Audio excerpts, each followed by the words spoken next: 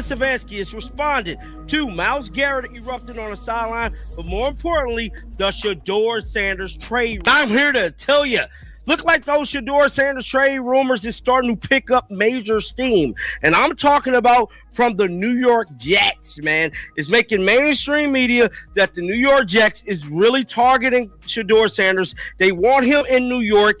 And what better place will it be for Shedeur to be? New York, the Big Apple, his type of... Kevin Stefanski just blew the roof off the NFL with this one. The league hasn't seen chaos like this since Antonio Brown live-streamed a meltdown.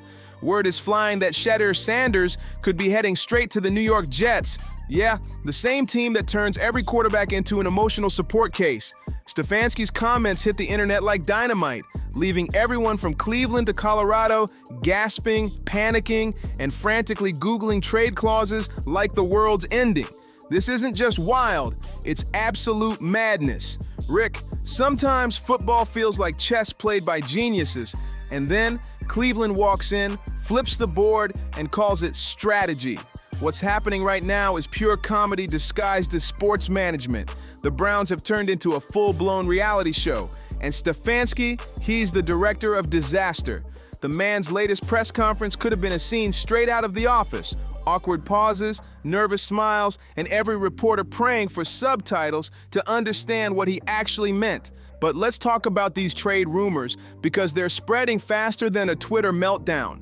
Reports from sources that might only exist in a parallel football universe claim the Jets are losing their collective minds over Shedeur Sanders. They don't just want him, they're obsessed. They see him as the savior of the franchise, the golden ticket. Why wouldn't you, just to see if it does anything to the offense, give him an opportunity to go in there and play?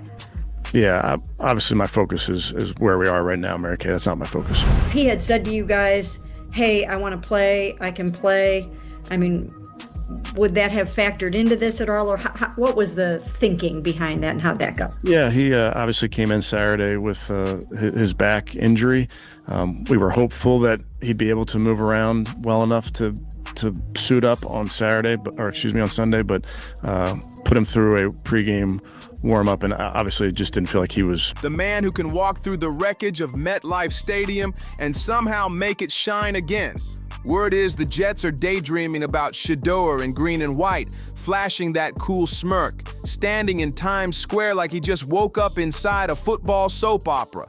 It's chaos, it's hilarious, and it's deadly serious all at once. The NFL world's losing its mind, and Stefanski, he just threw gasoline on the fire. You can already see it, can't you? The blinding lights, the flashing cameras, reporters screaming questions, the full-blown media circus that only New York can deliver. It's the perfect setting for a quarterback the Browns apparently decided was too much to handle.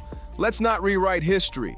Shedeur Sanders was straight up blackballed. Like someone in the NFL whispered, "This kid's too confident, too talented, too unpredictable. Lock him up before he steals the spotlight."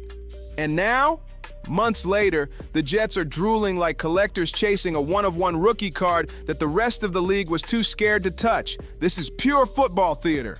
And Cleveland, being Cleveland, didn't disappoint. They had the nerve, the audacity to say, yeah, sure, you can have Shedeur, but only for a second-round pick. A second-rounder? That's like trying to sell a Ferrari at yard sale prices and calling it good business. The media ran with it like it was gospel, keeping a straight face while fans completely lost their minds. No guarantee that they gonna get him.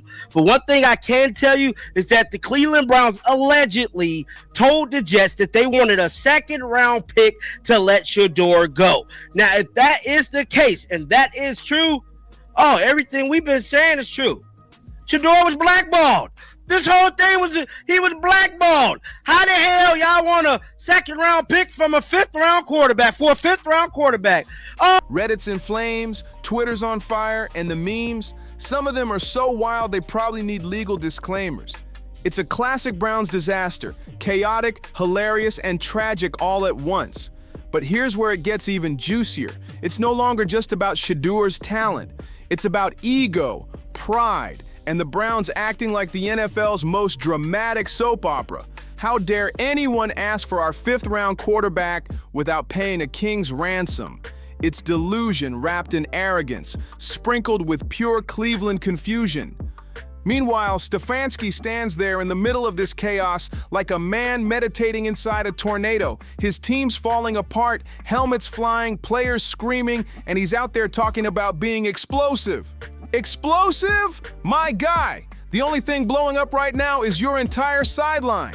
Buckle up for more Dylan Gabriel after the bye week, everybody. Kevin Stefanski had his press conference today and a very interesting back and forth with Mary Kay Cabot. She asked him some questions about Shedeur Sanders and the back tightness that held him out of yesterday's game. And some of the nuggets in there were quite interesting, if you ask me. So she said Shedeur mentioned in the locker room yesterday, either before or after the game, that it wasn't his decision not to be active in the game yesterday. Now, I know that's not always a big deal because obviously it is the medical staff and the coaching decision whether or not a player is going to be active and all that kind of stuff. But for the player to actually voice that, that's the interesting part. So Myles Garrett's out here moving like a guided missile. Linemen losing it like toddlers in a sandbox, and Stefanski's still trying to sound calm. It's like watching someone smile while their house burns behind them. Surreal, dramatic, and totally Cleveland. Explosive. That's the word Stefanski threw around like it meant something deep.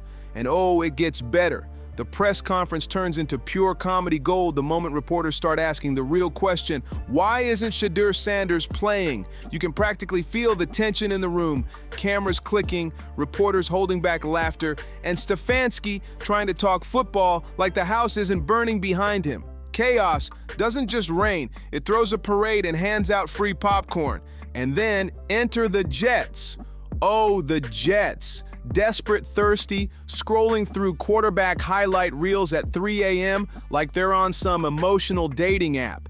They're out here typing "what is a functional offense" into Google while daydreaming about Shedeur Sanders leading them to salvation.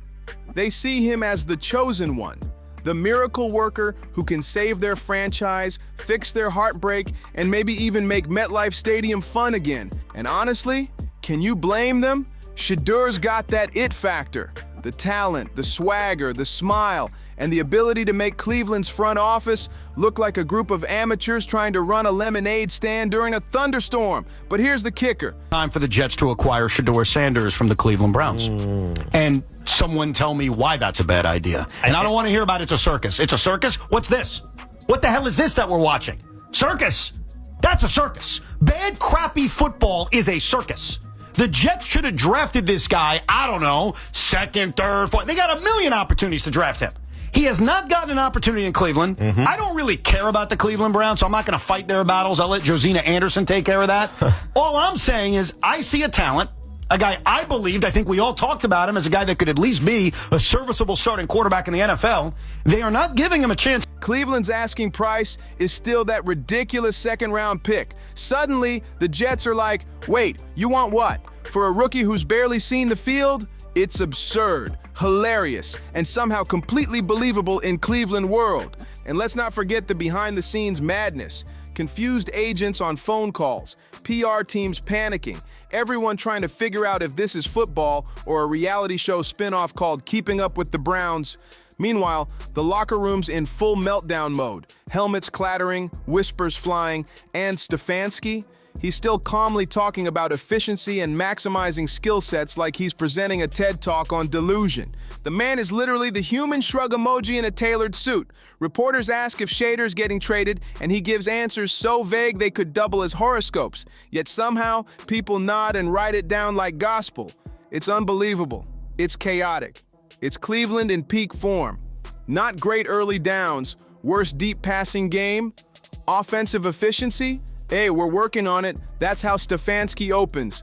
And the room collectively sighs. Every time a reporter presses him, he flashes that same eerie grin like he's playing chess, but all his pieces are confused puppies wandering off the board. You can practically hear him thinking, yes, chaos is my comfort zone. It's like he's the grandma of denial, knitting calmness while the house burns around her. And yet, he treats this entire meltdown like it's just a tiny blip on a radar. He calls it resolve. Resolve? No, that's not resolve. That's suppressed rage glowing behind a polite smile. That answer made no sense to me. That made no sense, and I'll be honest with you, I think he knew it made no sense. Okay, so wait. There's no defending that kind of answer. No, there isn't. So are you making the suggestion? And Liz, I don't even know. You might be dead on the money on this one. Okay, I want to flesh this thing out completely here. That Stefanski will play Dillon Gabriel, and if they at any point say you have to go to Shedeur, he'll just continue to say no and no and no, and you know the end result of that. Yes, he's asking to get fired. Yes, or I think there's a lot like mid-season. He's asking to get fired. Either I play Dillon Gabriel, and I'm not moving to Shedeur, and if you want me to move to Shedeur, guess what? You have to. That's the kind of fury that could power a small town streetlights for a year straight. But instead of letting it show, he just nods, smiles, and goes right back to talking about maximizing skill sets, as if that's the solution to every disaster. You can almost hear the internal monologue running on a loop. Everything's fine. Nothing's on fire. Why would anyone panic? It's denial so powerful, it could make a therapist need therapy. Meanwhile, the trade drama keeps brewing. The Jets want Shedeur badly, like a late-night shopper fighting for the last PS5 on Black Friday. The Browns still want that second-round pick, standing tall like they're negotiating world peace. Stefanski, still smiling, looks like a man who knows this entire mess will make a killer story at some cocktail party one day. The fans, on the other hand, are split down the middle, half wondering if the Browns are secret geniuses, half convinced they're just chaos addicts in nice suits. And social media? Call up my predecessors, my contemporaries in Cleveland, and I say, here's a 5th-round pick back. Here's your 5th back. Let's get Shedeur in here, and let's see what the kid has got, because why not? If he comes to the Jets, amidst all of this and all the issues that are going on already, and he's just the brash guy that he was, how does that make it any better? What if he's good? It doesn't matter if he's good. It doesn't matter if he's good? Well, you can't believe that, Zeke. Of course it matters if he's good. The only thing that will matter is if he wins. Well, it's a full-blown riot. Memes dropping faster than draft picks, threads exploding with disbelief. Blackballed quarterback for a second-round pick? Sure, sounds logical. It's the slow-motion car crash you can't stop watching, except the car's a franchise, and the wreckage somehow keeps getting funnier the longer it goes.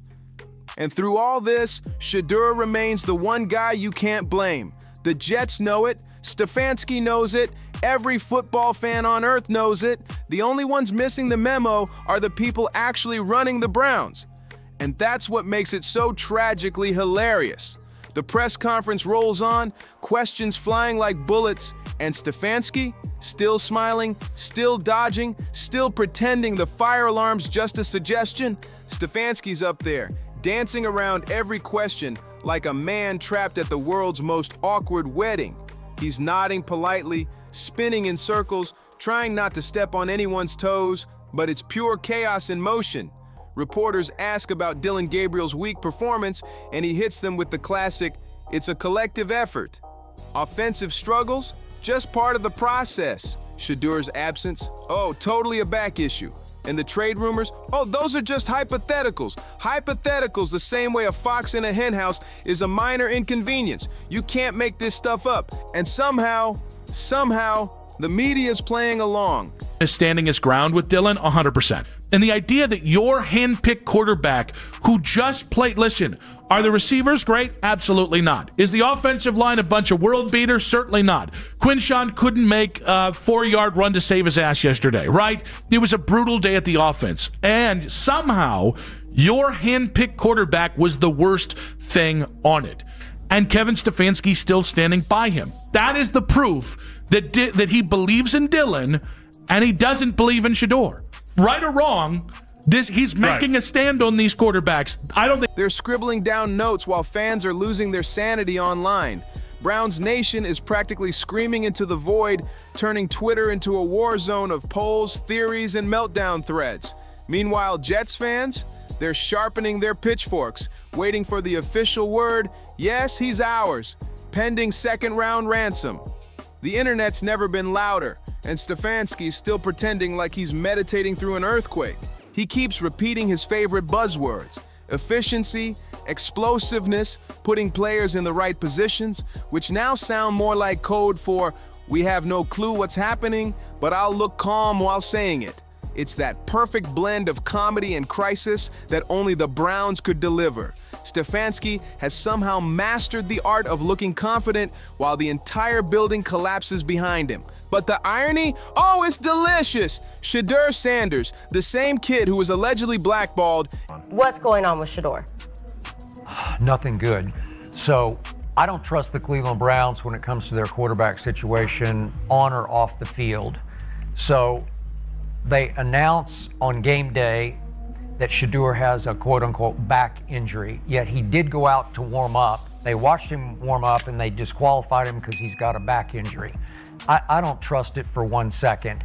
Bailey Zappi has I said it 5 times on the show. He's been the unofficial, unstated back. Is suddenly the hottest name in the AFC East. The Jets are drooling like they just spotted a miracle. The Browns are holding their ground with the most ridiculous asking price imaginable. And Stefanski's just standing there like a poet at a car crash, mumbling about offensive rhythm while the dominoes fall in slow motion.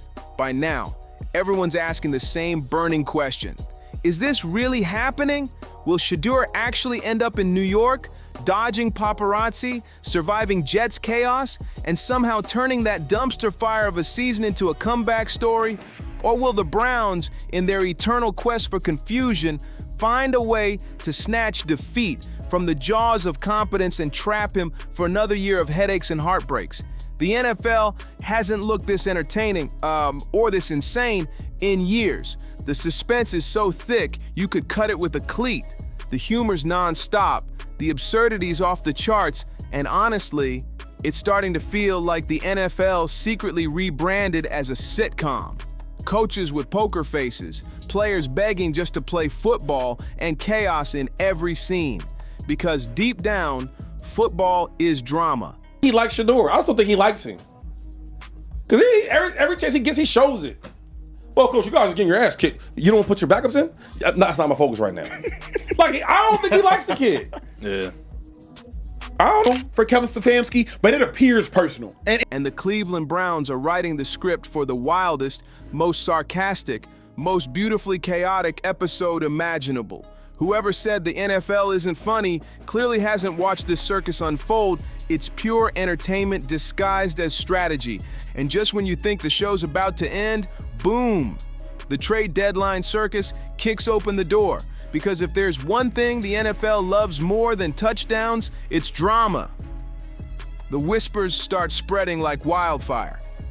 Shedeur to the Jets. Shedeur to the Jets. It's like a national game of telephone that got out of hand. Suddenly everyone's panicking. Insiders, fans, even rival players. The Browns stand their ground like a stubborn terrier, tail wagging, barking loud, refusing to move an inch without that precious second-round ransom. Meanwhile, Stefanski's over there calm as ever, like he's narrating a golf documentary while his team burns behind him. You could put him in the middle of a collapsing stadium and he'd still sound like he's giving a polite seminar on root efficiency at a garden party. We just need to put players in the right spot, he says, as if anyone can hear that line without laughing hysterically while chaos erupts all around him. And Myles Garrett's helmet toss? It's more than a moment. It's a metaphor for the entire Cleveland franchise. Explosive, uncontrollable. It's one of those situations where it's like, Kevin Stefanski, we don't care what you're telling us because your actions speak so loud, we can't even hear what you're saying. Your actions speak crazy loud. Like, if Shedeur Sanders was favored in your eyes, one, you'd speak better than saying, that's not my focus. What the hell you mean it's not your focus? Roster construction is your focus. Dramatic and completely unfixable with buzzwords about maximizing skill sets. The man's helmet is flying, players are fuming, and Stefanski's still smiling like this is all part of the plan. Meanwhile, the fans are going nuclear. Twitter's drowning in memes, wild theories, and more exclamation points than a fireworks factory. Cleveland fans are spiraling between rage and heartbreak. Jets fans are hyperventilating with excitement. And somewhere out there, Shedeur Sanders is probably sitting back with a cup of tea, watching it all unfold like, did I sign up for the NFL or an unscripted reality show? It's chaos. It's comedy. It's Cleveland. And it's glorious. Either way, it's time for someone in that building to finally make the hard call before every helmet on that sideline ends up flying through the air like Garrett's. The warning signs are flashing bright red, the ship's taking on water, and the captain still steering straight ahead like everything's fine. Cleveland's out of time, and if they don't change course soon, this whole franchise is going down faster than a bad play call on 4th and inches. Free Shedeur, save Garrett. And for the love of all things football, save the Browns from themselves. This isn't just another bad week, it's a full-blown identity crisis. You've got players exploding on the sidelines, fans begging for accountability. Bailey, Zappi, he wants to give Zappi some reps down the stretch because it'll be over Stefanski's dead body that Shedeur gets any reps. So all I can say after I watched the 4th round of Dillon Gabriel stink, Shedeur is way better than Dillon Gabriel. So all I can hope now with the trade deadline approaching, I really hope somebody trades for Shedeur Sanders. Yeah. Or I really hope as they go into their bye week that Jimmy Haslam says, you know, I've seen enough of Kevin Stefanski. I'm going to change. And one of those two is going to have to happen. Somebody's got to go if Shedeur has any chance to play at all this year or any year for the Cleveland. And a head coach acting like the chaos is all part of his 5-year plan. It's wild, it's maddening, and it's somehow completely on brand for Cleveland. You can feel it, the tension, the frustration, the heartbreak of a team that keeps standing in its own way. Every loss feels like a rerun of the same tragic episode, and every press conference sounds like a remix of excuses. The defense gives everything, the offense gives nothing, and Stefanski's still talking about trusting the process like it's a magic spell. How long can this keep going before the whole locker room finally snaps? The fans deserve better. The players deserve better. And Shedeur Sanders, he deserves a shot, not a cage. The man's talent is obvious, his potential undeniable. And yet somehow, the Browns are treating him like a risk instead of a resource. It's insanity dressed up as leadership, and the NFL world is watching it like a live-action soap opera that never ends. Cleveland's running out of excuses. The whispers are turning into shouts, the patience is gone, and the storm's already here. Someone has to step up, make the call, and break this cycle before the Browns become the punchline of another lost season. So what do you think? Should Cleveland finally let Shedeur take over before it's too late? Or are we watching another season of chaos unfold in real time? Drop your thoughts, hit that like button, share it with every Browns fan who's had enough, and don't forget to subscribe, because trust me, this story isn't over yet. See you on the next one.